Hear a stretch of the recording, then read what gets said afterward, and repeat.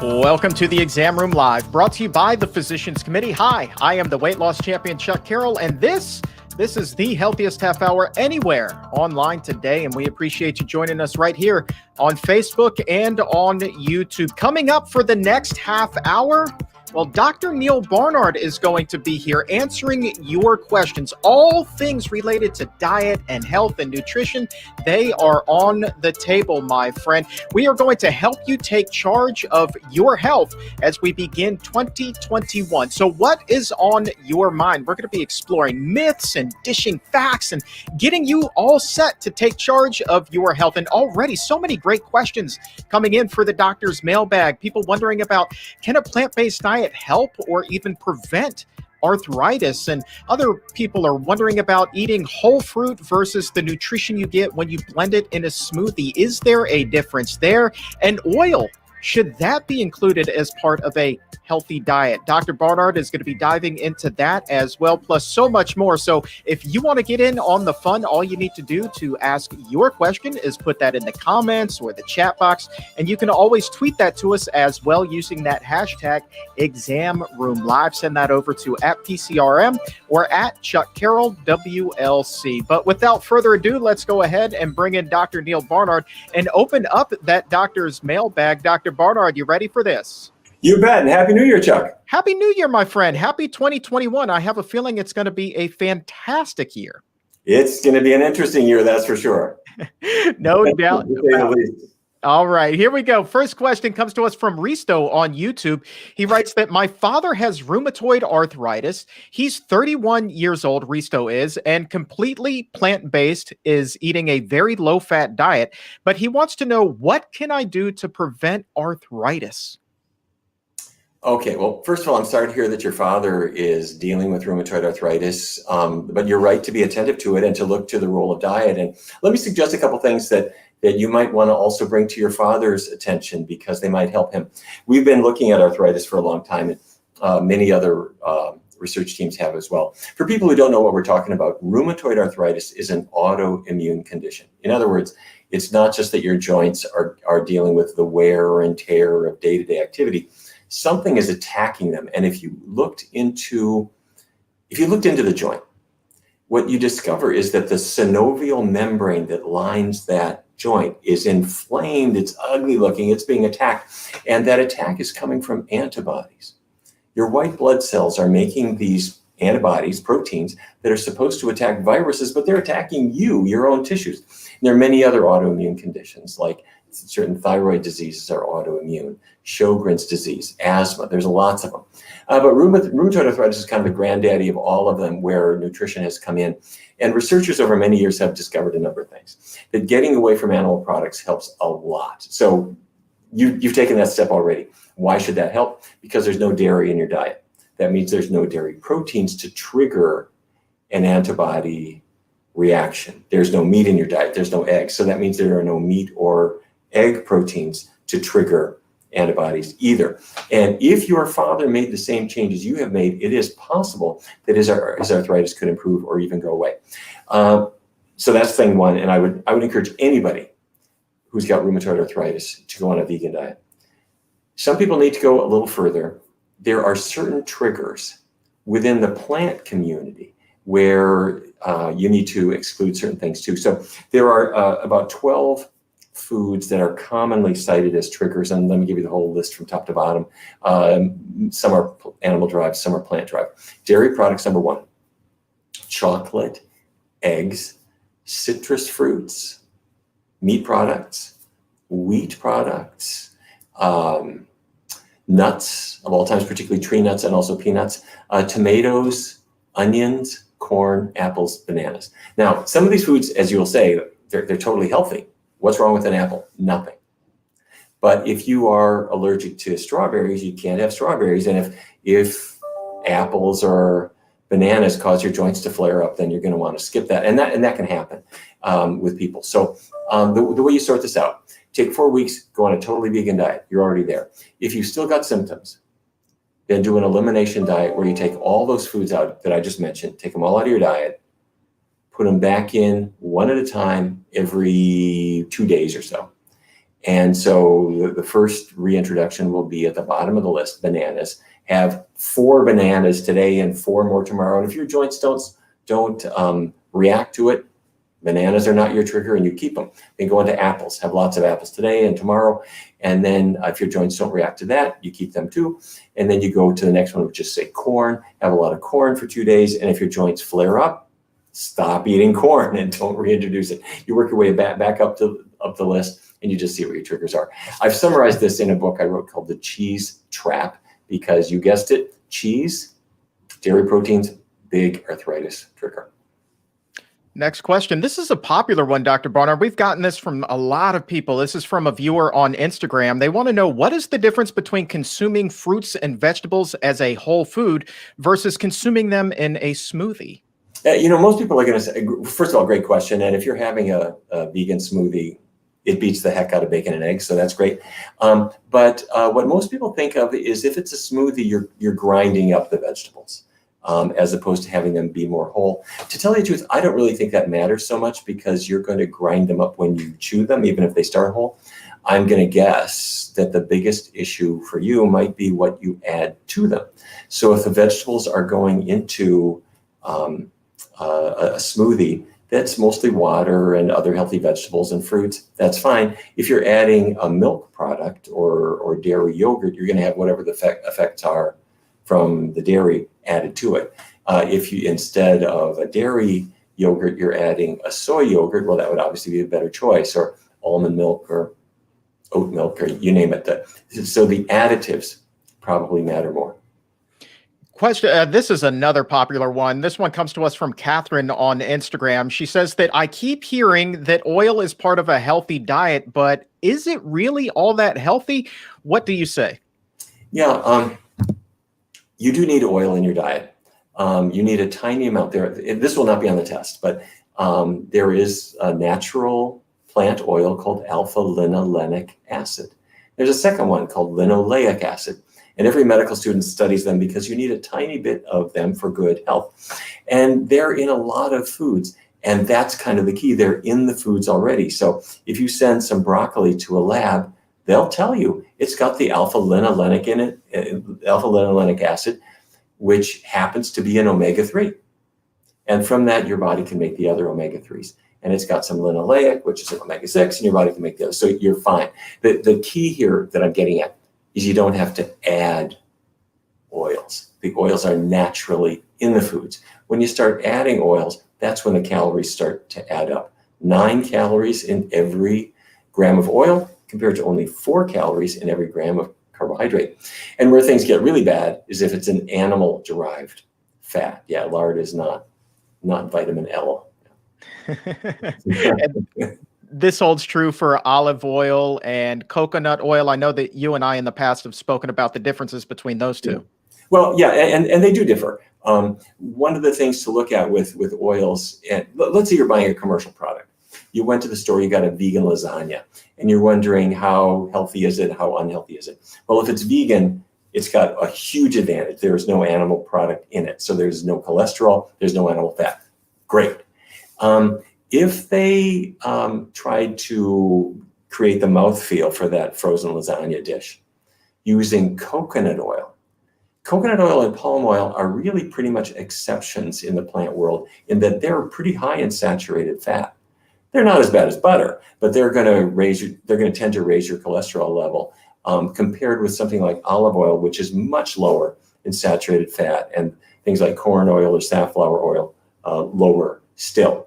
So the olive oil is a lot less harmful to your heart compared to the coconut fat or the palm oil. But even so, you don't need olive oil in your diet. You don't need these things. They add calories. They add little traces of saturated fat. So the greatest thing, I think, is to learn the non-oil cooking techniques, because that allows you to skip the oil and all their calories. And frankly, it allows you to play with other flavors and a different way of thinking about food. Oh boy, here we go. New Year's resolution. You knew that this question was going to come in. This is from a viewer on Instagram. Do you have any weight loss tips, Dr. Barnard? I'm already on a plant-based diet and I'm keeping it low fat and avoiding sugar. Well, look how well you're doing. That's fantastic. That's great. let's go back, because other people are listening to you with great envy, wishing they had made the changes you made. But first of all, what have you accomplished? You're already plant-based. That means you're avoiding all the animal fat and all those calories they have. You remember 9 calories per gram. Great. There's no butter in your diet. There's no lard. Good. Gone. If you're keeping the oils low, the vegetable oils low, that really helps too. Now, here's where a lot of people need a little help. They'll think, gee, I'm not adding a lot of grease to stuff, but my weight's not really come down the way I wanted to. Write down everything you eat for about 2 days and look at the breakfast, lunches, and dinners and look for nuts or nut products like peanut butter. Look for avocado or guacamole. Look for vegetable oils in dressings or used in cooking.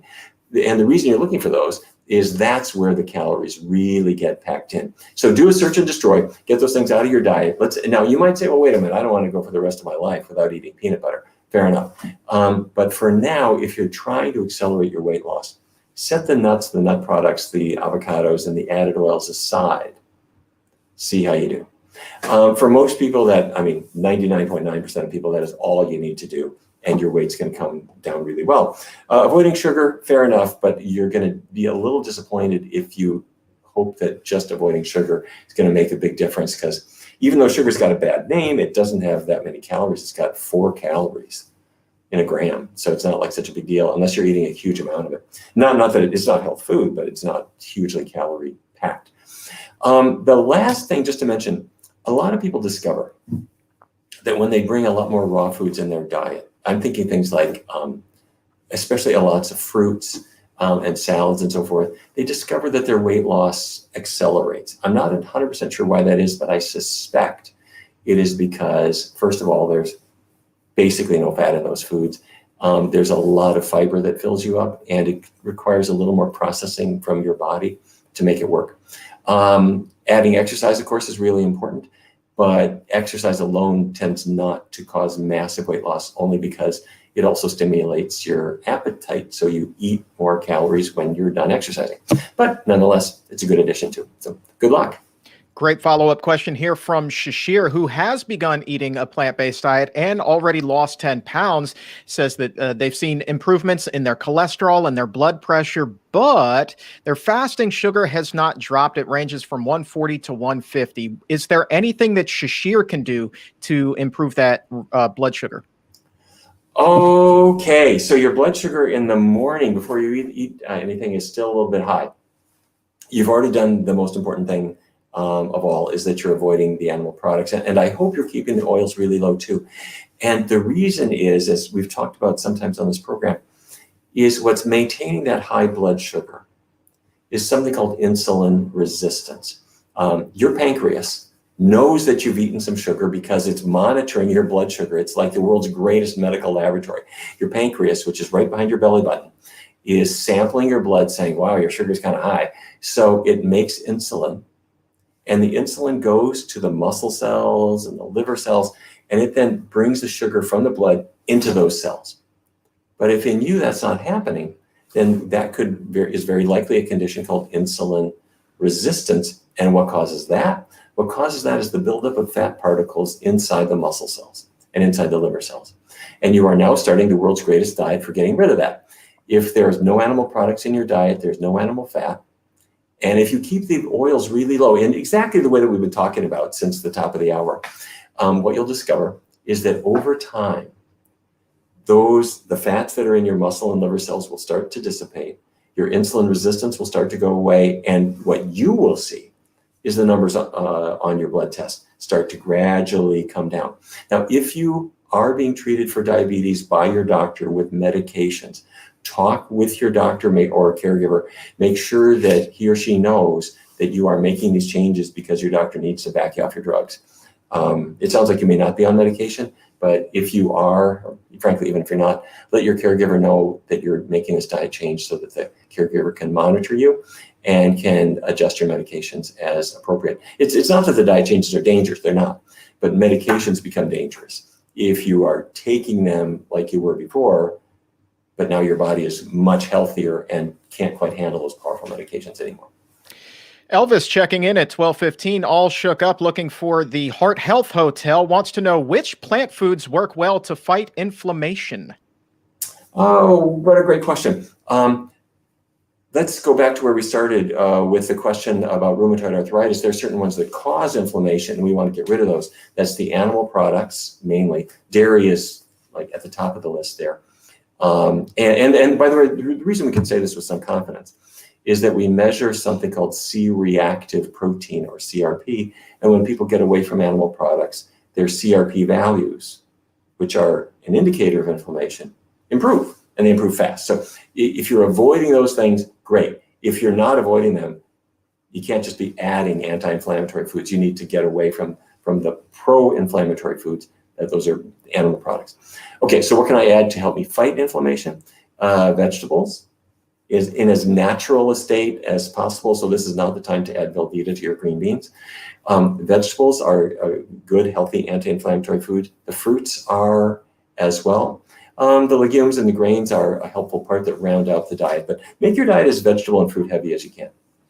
All right, next question comes to us from Dinah. She wants to know, if I can't eat legumes due to an allergy, can I still be eating a healthy plant-based diet? Oh, you're breaking my heart. Beans are good for you, and if you really do have an allergy, I'm sorry to hear that you have to avoid them. Do talk with your allergist about this and see if there are. First of all, you want to make sure it really is an allergy, as opposed to if you got a little bit of gassiness from eating beans. That's not an allergy, and you can't eat beans. And, you just have smaller portions. You cook them like crazy, and you'll find that you adjust over time to that. Most people adjust really well with that. But if you honestly do have an allergy, where your immune system wells up and whatever, your allergist is aware of this, then you've got to avoid anything you're allergic to. You might find out if there are certain varieties that you tolerate. For example, if you are allergic to pintos and black beans, but you can tolerate chickpeas or regular peas or something like that, that's good to know, because there is such great nutrition in the legume group. They're high in protein, they're high in soluble fiber, they've got iron, they've got calcium, they've got lots of great stuff. They don't have a good lobby group, but they got great nutrition. So that's it. If you're allergic, you really got to avoid them. Do see if your allergic reactions also apply to things like soybeans, which are somewhat different from black beans biochemically, and then the soybean products, where in some cases when what you're reacting to typically is the protein in it. And if the protein in the plant happens to be one that you're not reacting to and you can get away with, that's good to know. Your doctor will help you find that out. Doesn't have a good lobby group, but does have good nutrition. You got jokes, my friend. Wendy wants to know, she says, you often mention algae-based supplements as an alternative to fish oil, but can flaxseed also be an alternative? Yeah, it sure can. Flaxseed, earlier on I mentioned that your body needs some oils, and one of those is alpha-linolenic acid. And it's an 18-carbon omega-3, and flax is the granddaddy of it all. So if you grind up some flax and you add it to your salad or whatever, you get a little extra crunch and texture, and you're getting some omega-3 there too. The reason that some people, I'm not pushing this, but the reason some people choose to get an algae-based omega-3 supplement is what's in flax oil is an 18-carbon omega-3. Goes into your body. Your body says, okay, to pack this in my brain, I need to make it longer. I'm going to take 18 carbons, the 18 carbon chain, and I'm going to add 2 more to it, and I'll add a couple more after that. And then pretty soon it makes something called DHA, which the brain says, thank you, this is great, I can use this. Your body has all the enzymes for doing that. For some people, it's kind of slow. And if you're eating other fats, other oils, it slows it down even more because the enzymes can't handle all these different fats. So some people say, well, I'm just going to get DHA directly. They go to the store and they discover that the DHA is fish derived. But then they discover right next to it is vegan DHA, which is algae derived, and it's just like the fish oil. If anything, it's cleaner and it works fine. And so some people choose that because it doesn't have to be converted. Do you need it? The data on this, the data suggesting that DHA supplements improve heart health. Frankly, that The data on that are extremely weak, and the research studies have really crashed and burned with regard to heart health benefits of omega-3 supplementation. I think the one area, though, that I think is still alive in the nutrition world is the effects on Alzheimer's disease, as follows. Some people will say, if I test your blood and you're really low in DHA in a blood test, then you probably are at higher risk for Alzheimer's disease down the road. And if you supplement, I can pump it up and maybe that'll help you. That may well be true. And others have said that in these supplementation trials, it turns out that men supplementing with DHA appear to have, or even though naturally high DHA levels have higher rates of prostate cancer. So at that point, that's where the discussion is. Would it help reduce the risk of Alzheimer's, but do these supplements increase the risk of prostate cancer? That's where it is that people are kind of making their own choice. If you do want to go this route, you can get tested yourself. There are companies, probably the best known is called Omega Quant. You go online, and then by the way, I'm not pushing this, you don't have to do it, but you go online, you pay them $50, they'll send you a card, you put 1 drop of blood on it, send it back, and they'll tell you what your DHA level is, and then you start buying vegan DHA and you supplement it for 3 or 4 months and test again and see what happens. But science has not yet caught up with your question. We will hopefully know more in the coming years as more research comes in. Another great question, popular one when it comes to weight and weight loss. Someone on Instagram is wondering how much they should rely on their BMI if they know that they're already at a healthy weight. Not at all. If you know you're at a healthy weight, you can forget calculating your BMI. It really got its start in research studies and in trying to make guidelines for people that were better than just standing on the scale. So if you stand on the scale and you weigh 180 pounds, is that a good weight or a bad weight? Well, if you're 4'11", it's not such a great weight. You're probably overweight. But if you're 6'5", it's a whole different thing. So BMI, body mass index, is just a way of adjusting the weight for how tall you are. And you can go online and type in BMI calculator. You plug in your height, plug in your weight, and the numbers will say if you're between 18.5 and 25, you're in a range that's pretty low risk for developing diabetes, heart disease, certain cancers. That's good. In fact, if you're kind of in the lower part of that range, below 22, 23, but above 18.5, that's kind of the range where health is probably optimized. What the BMI cannot adjust for is it doesn't know if that extra weight is muscle, is it fat, what is it? That it really can't differentiate. And if you know you're already at a good weight, no, you don't have to deal with BMI at all. Another question from Instagram. Is it possible that a plant-based diet can help with Hashimoto's disease? Qualified, yes. We need more research here. Hashimoto's is, within the US, the most common form of hypothyroidism. Your thyroid gland is not putting out enough thyroid hormone. And because thyroid hormone gives you energy and helps regulate your digestion and your weight, all these things go haywire when your thyroid gland isn't putting out the thyroid hormone as much as you need. Hashimoto's is a disease discovered by Dr. Hashimoto in Japan, where he found that the reason that the thyroid isn't putting out so much thyroid hormone, it's not because your diet is low in iodine, which will also contribute. In this situation, it's because you're making antibodies that are attacking the thyroid. And to answer your question, what about diet? Foods seem to trigger that reaction. Earlier, we were talking about rheumatoid arthritis. You're eating dairy products, it causes the body to react by making antibodies that attack the joints. What if it attacks the thyroid? So now you can't put out thyroid hormone anymore. That's Hashimoto's. The reason that we think that diet plays a role is really 2 reasons. The first is individuals have done diet changes and found their Hashimoto's went away. It's not a very organized way of doing research, but there have been many case studies like that, where somebody went on particularly a diet without animal products. They got better. The second reason is in the Adventist Health Study 2. They rounded up a very large number of people, and they found that meat eaters had more Hashimoto's, more hypothyroidism, than the vegans did. And the people eating a lot of dairy did worst of all.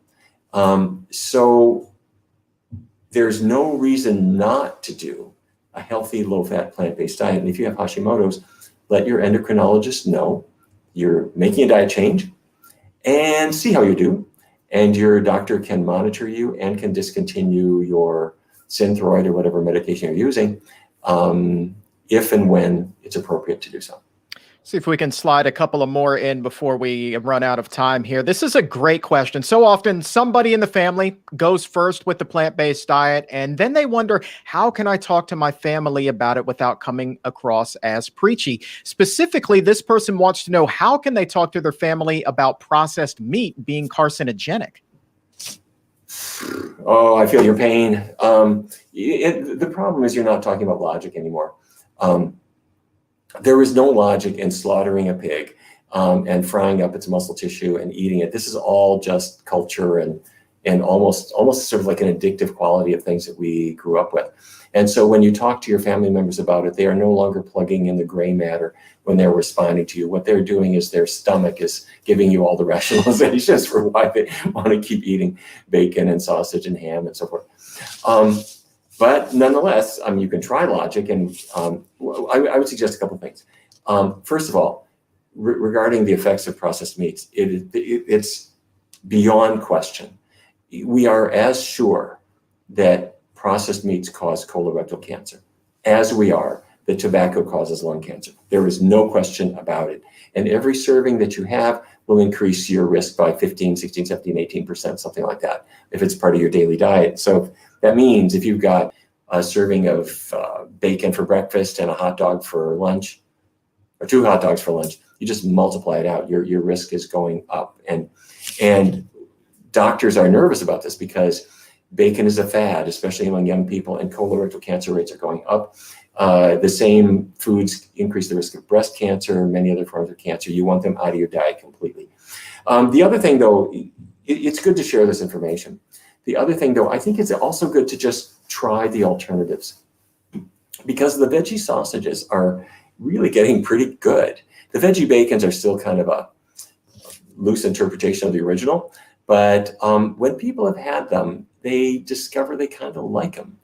And you never know when a family member will start to prefer what you're offering. So share the facts and share the tastes of the new products and see how you do.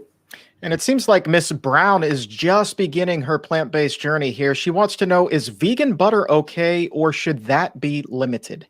I would limit it based on what you see on the label. If it's made with coconut oil or palm oil, I would skip it completely. If the saturated fat content is more than a half a gram or so per serving, I would just buy a better bread, and so that you don't have to butter it. And last question comes to us from Lisa. This is an interesting one for those night eaters. She writes, I like eating something nutritious right before bed because it helps me to fall asleep. Is this okay? Well, it's true. When you have a healthy, sort of high, or even a not so healthy, high carbohydrate meal, even something like white bread, it will stimulate the release of serotonin in the brain. So you will find that you sleep better. And if a honking horn at 2:30 in the morning woke you up from sleep and now you can't go back to sleep, having a slice of bread will do the same. I'm not necessarily advocating for it, but you'll see that it does work. By the same token, you don't want to have that same kind of food early in the morning. You want to have more substantial food in the morning, still vegan though, of course. If you're eating a lot of food in the evening, for some people, it becomes a real calorie mine that ends up frustrating their weight loss efforts. But if that's not an issue for you, then there's nothing wrong with having a meal late. You know, I'll tell you, over the holidays, I made the mistake. I got up one time in the middle of the night and I was just hungry for some reason. And I wound up eating way more than I should have. I woke up the next morning just terribly bloated, not feeling my best at all. But that's a trap that I think a lot of people fall into. So true or false, no matter what it is, you really want to watch how much it is that you're eating if you're partaking in the midnight snack.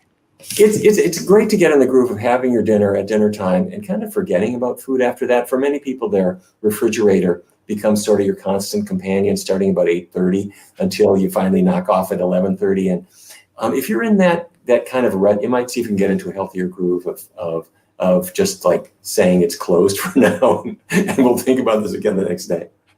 All right. If we did not get to your question today, have no fear. We will save it and do our best to get you an answer on an upcoming episode. Matter of fact, next Wednesday, another big Q&A. We're going to be joined by Dr. Will Bolsowitz, famed gastroenterologist, the author of Fiber Fueled. Going to be talking all about gut health next Wednesday. So load up the doctor's mailbag right now with your gut health questions. Keep posting that in the comments or in the chat box. And again, you can always tweet them to us or find us on Instagram with that hashtag Exam Room Live. And Dr. Barnard, before we go really quickly, I wanted to talk about a new study that we released recently. You and Dr. Hana Kaliova teamed up, and it looked at the health disparities among race. You know, some have suggested that if you're a Black American, you are more likely to have heart disease or be overweight. But we suspected, based off of previous data, that that wasn't necessarily going to be the case. And we put that to the test with this new study. So what is it that we found here? Yes.